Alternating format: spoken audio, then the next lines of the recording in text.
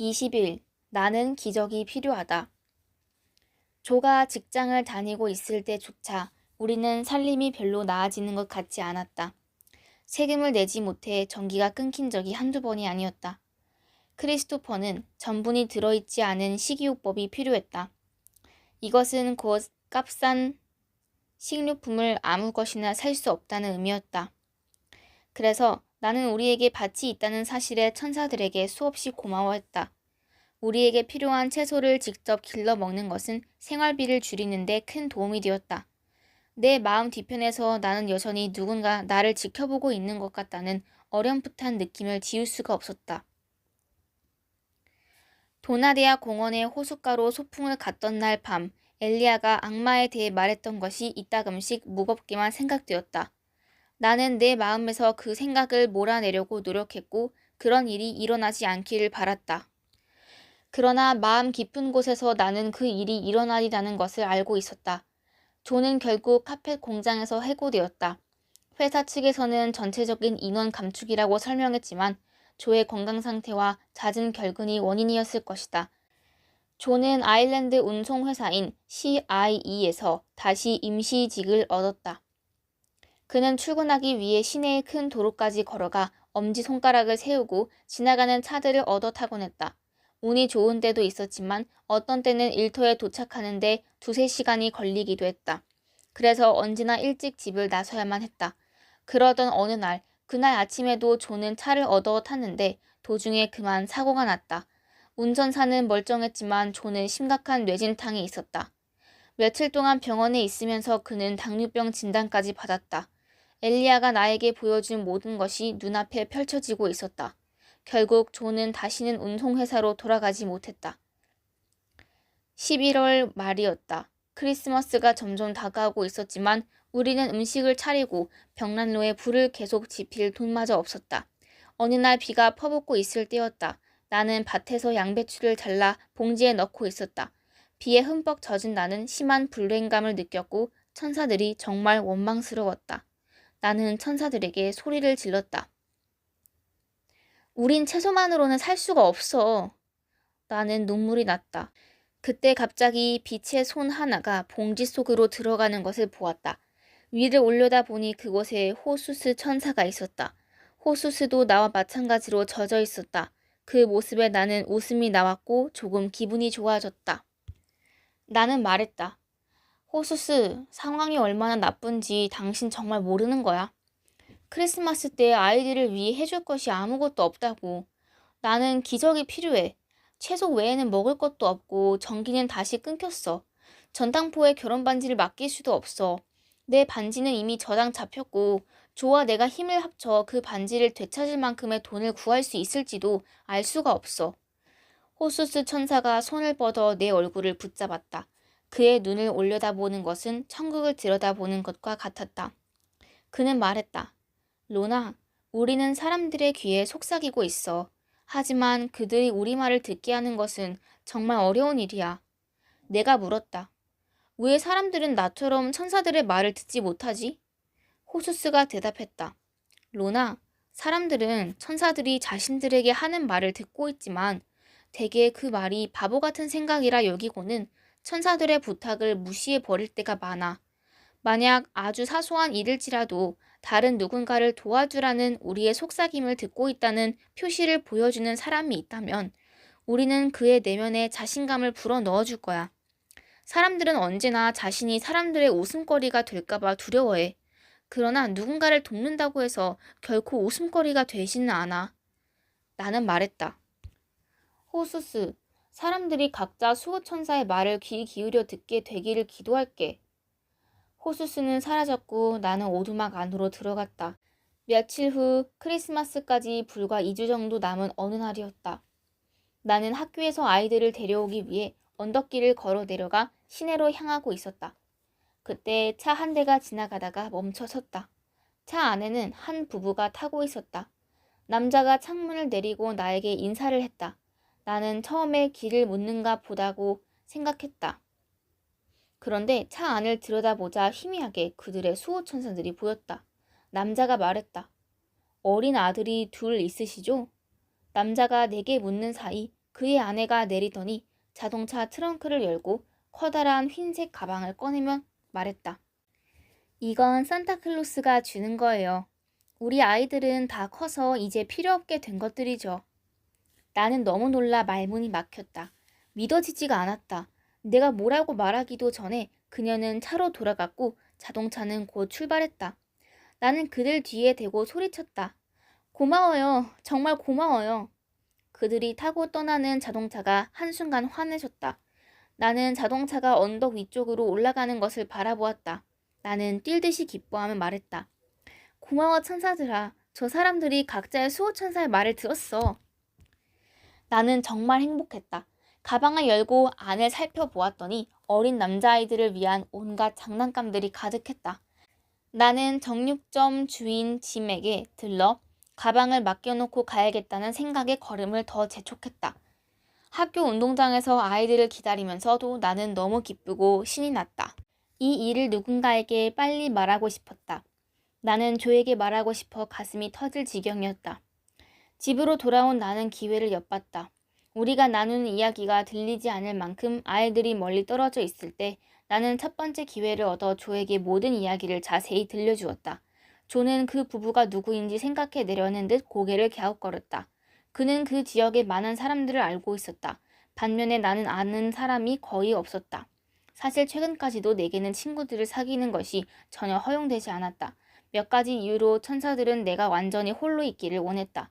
물론 나에게는 가족이 있었지만 때로는 나도 친구를 갖고 싶었다. 조는 우리에게 친절을 베푼 그 선한 사람들이 아마도 레이크슬립에서 알게 된 어느 부부인 것 같다고 했다.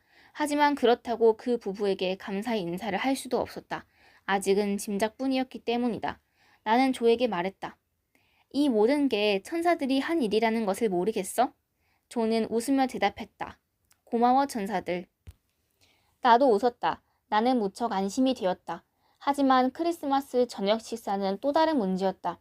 성탄절까지는 이틀이 남았고 조와 나는 여전히 칠면조는커녕 비스킷 한 봉지 살 방법도 없었다.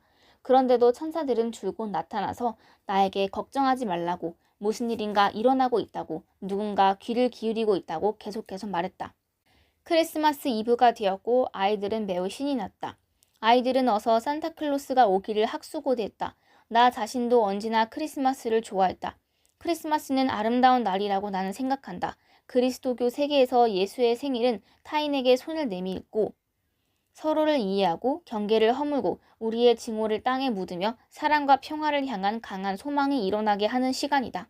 그날 밤 나는 크리스마스 저녁거리를 준비하지 못한 채 잠자리에 들었지만 나의 천사들이 이미 해준 모든 것들에 대해 감사드렸다. 그리고 아침에 아이들이 자신들의 선물을 발견하고 신나 있는 모습을 보고 싶다고 천사들에게 말했다. 드디어 다음 날인 크리스마스 아침, 아이들은 6시에 일어났다. 벽난로에는 아직 뜨거운 재가 남아있었다. 조는 장작을 가지러 헛간으로 향했다. 그런데 현관문을 열기도 전에 조가 나를 부르며 거실로 되돌아왔다. 그는 손에 편지봉투 하나를 쥐고 있었다. 겉에는 아무것도 쓰여있지 않았다. 조가 봉투를 찢어 열어보았다. 그 순간 천사들이 방을 가득 채웠으며 그들 주위로 빛이 깜빡거렸다. 조는 봉투 안에서 20파운드짜리 지폐 2장을 꺼냈다. 내가 보고 있는 것을 믿을 수가 없었다. 나는 너무 흥분되어 두 팔로 조를 끌어안았다. 아이들은 무슨 일이냐고 물었다. 조와 나는 한 목소리로 말했다. 산타클로스가 우리에게도 선물을 주었어. 아이들이 우리의 다리를 껴안았다. 누군가 20파운드짜리 지폐 2장을 편지 봉투에 담아 우리 집으로 걸어서 오거나 차를 타고 와 살며시 대문을 열고 발끝으로 현관까지 걸어 들어와서는 문 밑으로 그것을 밀어 넣었다고 상상해보라. 누군가 매우 늦은 시각에 다녀갔을 게 틀림없다. 왜냐하면 조와 내가 잠자리에 든 것은 자정이 넘어서였기 때문이다. 완전한 익명의 누군가였다. 메모도 카드도 없었으며 어떤 보답도 기대하지 않았다. 그것은 신이 준 선물이었다. 그가 우리의 크리스마스를 가능하게 해주었다. 그가 누구이든 자신의 수호천사의 말에 귀를 기울인 그에게 감사드린다. 나는 늘 나의 아이들에게 산타클로스라는 이름은 성 니콜라스, 어린이들의 수호성인 에서 나온 것이라고 들려주곤 했다. 성 니콜라스는 사람들을 통해 일하며 다른 이들에게 선물을 주도록 사람들에게 영감을 불어넣는다. 천사들뿐만 아니라 성 니콜라스도 그 일에 개입한 것이 분명하다. 그 당시 40파운드는 매우 큰 액수였다. 약 8주간의 식료품 가격에 해당하는 돈이었다. 우리는 백만장자라도 된 기분이었다. 조는 구입 물품 목록을 작성했다. 레모네이드, 비스킷, 과자 몇 가지와 다른 생필품들, 그리고 아이들이 칠면조라고 상상할 수 있는 닭고기 한 마리가 필요했다. 쇼핑을 나가기 전에 우리는 아이들과 재미있게 놀았다. 우리는 미사에 참석할 준비를 하고 성당까지 걸어갔다. 나는 정말 기분이 좋았다. 다 함께 성당 안으로 들어가면서 나는 조에게 말했다. 상점에 구운 닭이 남아있어야 할 텐데 미사를 보러 들어가면서 하는 생각치고는 좀 심한 거 아닌가? 조의 말에 나는 웃음이 나왔다. 나는 미사 내내 구운 닭을 구할 수 있게 되기를 기도했다. 나는 이 모든 것에 대해 신과 천사들에게 감사드렸고 특히 우리 집 문 밑으로 돈 봉투를 밀어넣고 간 누군가에게 감사드렸다. 미사를 마치고 우리는 성탄절 아침에 메이누스에서 유일하게 문을 여는 메인가의 베린의 가게로 향했다. 성당을 걸어 나와 모퉁이를 돌아서 메인가로 들어서는데 호수스 천사가 사랑의 빛을 발하며 베린의 상점 입구에 서 있는 것이 보였다. 조와 아이들은 앞서서 걸어갔다. 나는 상점 입구에서 잠시 머뭇거렸다. 호수스가 내 어깨를 건드렸다. 나는 말했다. 빛나는 사랑의 선물을 주어서 고마워. 닭 익는 냄새가 나지 않아? 호수스는 그렇게 묻고 나서 사라졌다. 상점은 사람들로 만원이었다. 사람들은 저마다 무언가를 사고 있었으며 만나는 사람마다 즐거운 성탄절과 행복한 새해 되세요 하고 인사를 건넸다. 조는 상점 주인인 베리 부인과 이야기를 하며 계산대에 서 있었다. 베리 부인은 주로 나이 든 사람들로부터 구운 닭을 몇 마리 주문받았다고 했다. 그리고 운 좋게도 구울 수 있는 여분의 닭 몇 마리가 남아있었다. 베리 부인은 얼굴에 환한 미소를 지었다. 그녀는 여분의 닭을 준비해 두기를 잘했다고 생각하는 것 같았다. 그때 잠시 그녀의 수호천사가 그녀 뒤에 나타났다. 나는 목례를 하며 무언의 말로 그녀의 수호천사와 수호천사의 말을 들어준 베리 부인에게 감사의 말을 전했다.